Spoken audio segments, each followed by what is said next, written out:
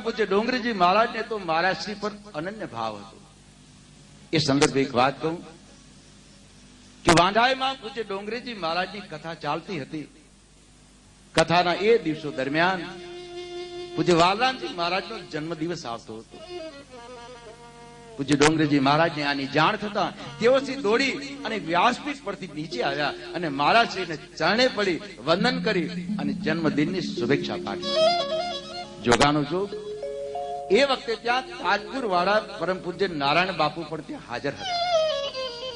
આને શુભ દિને સૌએ ત્રણેય મહાન સંતોના એક સાથે દર્શન કરી અને ત્રિવેણી સંગમના ઘાટે પ્રયાગ સ્નાન કર્યાનો આનંદ માન્યો. જિનકે શ્રવણ સમુદ્ર સમાના. હનુમાનજી મહારાજની જેમ એમને કથા શ્રવણ કરવાનું ખૂબ ગમતું. એ પછી પૂજ્ય ડોંગરેજી મહારાજની કથા હોય, પૂજ્ય રમેશભાઈ ઓઝાની ભાગવત કથા હોય, પરમ પૂજ્ય સંત શ્રી મોરારી બાપુની રામ કથા હોય, કે લોક સાહિત્યકાર કે રામાયણી શ્રી વેલજીભાઈ ગજરની રામ કથા હોય, તેઓ શ્રી હંમેશા અનેરા ભાવથી કથાનું શ્રવણ કરતા. શ્રી વેલજીભાઈ ગજર દ્વારા રજૂ થયેલ જલારામ આખ્યાન વખતે રામાયણ સિરિયલના લંકેશજી અરવિંદ ત્રિવેદી પણ વાંઢાઈ પધારેલા.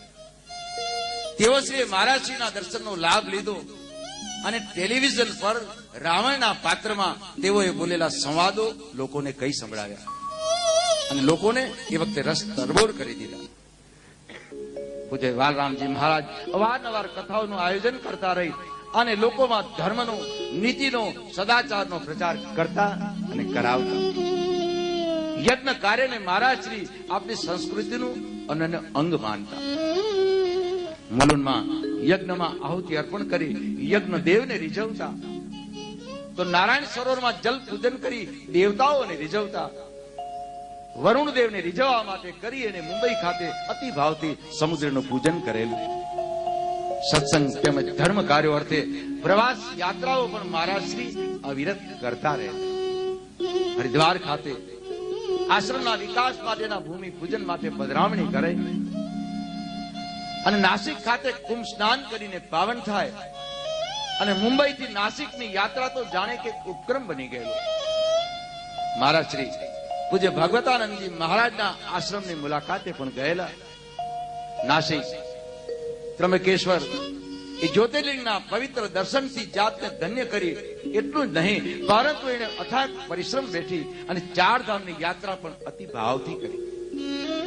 તેઓ શ્રી કહેતા કે પ્રવાસ થકી માણસનું માનસ ઉદાર બને છે, વિચારોમાં પુખ્તતા આવે છે અને સંકુચિત વિચારસરણીનો નાશ થઈ અને વિશ્વ માનવતાનો ભાવ કેળવાય છે. શ્રી વાલરામજી મહારાજની આ યાત્રાઓ પાછળ એનો સદહેતુ પણ એ જ હતો કે ભારતભરમાં સનાતન ધર્મનો પ્રચાર થાય. જાલના, લાતુર, ઇન્દોર અને ભારતના અન્ય શહેરોમાં તેમજ ગુજરાતના ધનસુરા અને સાબરકાંઠાના શહેરો તેમજ ગામડાઓમાં તેઓ શ્રી જતા અને સત્સંગ દ્વારા ધર્મનો પ્રચાર કરતા.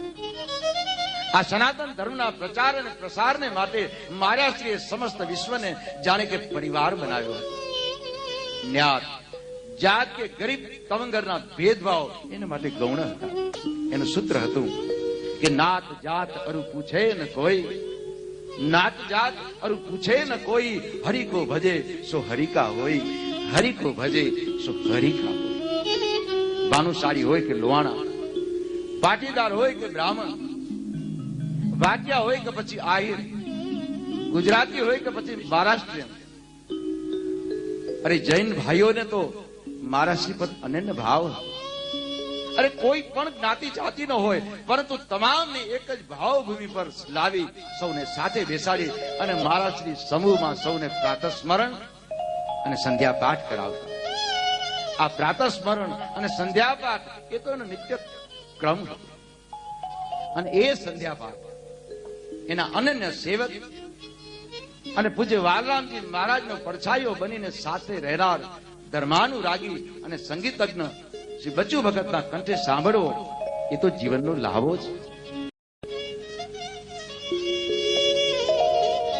અન્ય ધર્મો કે સંપ્રદાયના સાધુ સંતો અને ધર્મગુરુઓને મહારાજ શ્રી અંતરથી આદર આપતા.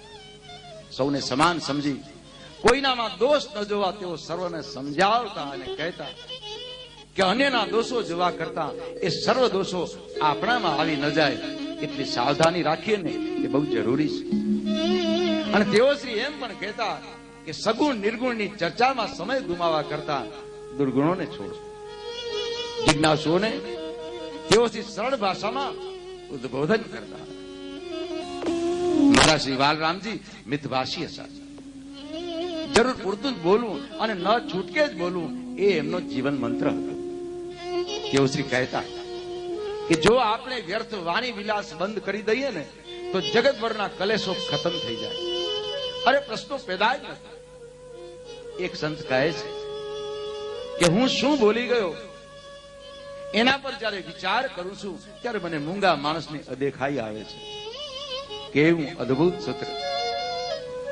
દેવલાલીમાં મૌન ચાલીસા પ્રસંગે મૌનના અગાધ મહિમાનો તેઓ શ્રી થોડા જ શબ્દોમાં પરંતુ ચોટદાર વર્ણન કર્યું. કહ્યું કે મૌન એ જીવનની સંજીવની છે. મહારાજની જન્મ શતાબ્દી ઉત્સવ 12 મહિના ઉત્સવ મહારાજજીને પૂરો નથી લાગતો એટલે હજી જાણે ઉત્સવ ચાલુ જ છે. ત્યારથી જાણે અધોરો મહારાજની જન્મ શતાબ્દી ઉત્સવ ચાલુ જ છે. એટલો ઉત્સાહ બધામાં આવી ગયો છે. ગઈ ગુરુ પૂનમમાં હરિદ્વારમાં આવ્યા ત્યારે કાનજીભાઈ બધાએ કીધું કે મહારાજશ્રીની મૂર્તિ આપણે મુક્તિધામમાં બેસાડવી છે અને એ અમે મંજૂર કર્યું છે. બહુ આનંદની વાત છે. મેં કીધું મુક્તિધામમાં જલારામ બાપા બી છે અને અવધારામ બાપા પણ આવી જશે. મને કે ક્યારે પ્રતિષ્ઠા કરીએ? મેં કીધું આપણે રામ મંદિરની મૂર્તિઓનો ઓર્ડર દેવા જશું ત્યારે અવધારામ મહારાજની મૂર્તિનો ઓર્ડર દેશું અને તૈયાર થઈ જશે તો ભાદરવામાં ત્યાં મૌનમાં બેસવાનું છે 40 દિવસ એમાં થઈ જશે. એમને થયું મૌનમાં વિઘન થશે તો આ કઈ વિઘન નથી. આ તો સોનામાં સુગંધ જેવું છે. એ બાને બધાને દેવલાલી નાસિક ની યાત્રા થઈ જાય અને એક દિવસ અમે ત્યાં મુક્તિધામ નાસિક આવી જશું અને અમારું મૌન પણ ચાલુ રહેશે. અને આ તો સત્સંગ ની વાત છે ને એટલે રામાયણ છે કે આ છે તે છે. ભગવાનના નામમાં ખાસ વાંધો નથી આવતો. સંસારની વાતો નામ રૂપ ની બધી છોડવી જોઈએ. અને આપણા મહારાજ શ્રી વોધારામજીની જન્મભૂમિમાં જખૌમાં પણ મંદિર છે, જામનગરમાં મંદિર છે, રણુજામાં પણ મંદિર કરેલું છે. ઠેકાણે નાની મોટી મૂર્તિઓ, પાન મૂર્તિઓ. પૂજ્ય શ્રી વોધારામજી મહારાજ એ તો સાક્ષાત રામનવમીના જેમનો જન્મ દિવસ છે એટલે જન્મ દિવસ બી ઉજવાય છે અને નિર્વાણ તિથિ પણ ઉજવાય છે. અવતાર ભગવાનના ભાનુ ગુણમાં ભાનુ સૂર્ય જેવા અવતરેલા તો આપણે ગૌરવ લેવા જેવું છે.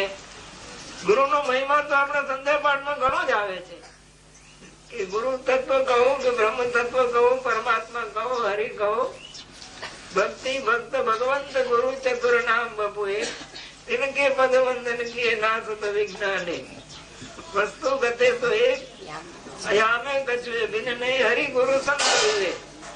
हरि गुरु ने संत એ નામ રૂપ જુદા જુદા છે, વસ્તુ એક જ છે. તો એ રીતે આપણે પણ ભગવાનનું નામ રૂપ, ભગવાનના નામ રૂપ દિવ્ય છે. સંસારના નામ રૂપ માંથી મનને હટાવીને ભગવાનના નામ રૂપમાં જશે તો એ આપણને જ્ઞાન તરફ લઈ જશે. ગુરુ બિન સંશય ના મિટે, ગુરુ બિન મિલે ન ભય, ગુરુ બિન જ્ઞાન ન ઉપજે, જય જય જય ગુરુદેવ. ગુરુ નો મહિમા ઘણો વર્ણન કરેલું છે.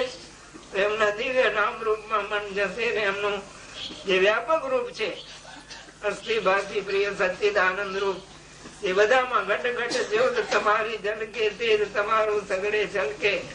એ પછી બધા એને હૃદયમાં ઉતારવાના છે તો પછી એનો વિયોગ ન થાય. બધાના હૃદયમાં ગુરુ નું સ્થાન હોય છે. બહાર સત્સંગ સત્શાસ્ત્ર વિચાર કરીને અંતર ગુરુ જાગૃત કરવાનો. પછી તમે જ્યાં જશો ત્યાં તમને એમનું માર્ગદર્શન મળ્યા જ કરશે. એવી રીતે આપણે ગુરુ મૂર્તિ નું આલંબન લઈ એમને સ્મરણ કરી હૃદયમાં પછી જ્યાં જશું ત્યાં આપણને ગુરુ મહારાજ સાથે છે એવું જ લાગશે. અને તેમાં પણ ત્રિવેણી ગંગા ભાનુશાલી ગુરુમાં હતા તે અને પાટીદાર ભાઈઓ, રવાણા ભાઈઓ બધી એ તો ગંગાઓ નદીઓ છે સમુદ્રમાં જાય તે ગુરુ દરબાર એ સમુદ્ર જેવું છે. ત્યાં બધી નદીઓ ભેરી થાય. એવી રીતે બધા ગુરુ મહારાજ ને કોઈ ભેદભાવ તો હોતો જ નથી. ત્યાં બધાને ઉદાર ચરિતાનામ વસુધૈવ કુટુંબકમ, આવી પૃથ્વી છે ને કુટુંબ જેવી છે. તો ત્યાં બધાએ જ્ઞાન લેવાનું છે અને ત્યાં એકબીજાના રાગ દ્વેષ મતભેદો ભૂલીને આપણે બધા એક જ ભગવાન પરમાત્માના બાળક છીએ. ત્વમેવ માતા ચ પિતા ત્વમેવ બંધુશ્ચ સખા ત્વમેવ વિદ્યા દ્રવિણમ ત્વમેવ સર્વમ મમ દેવ દેવ.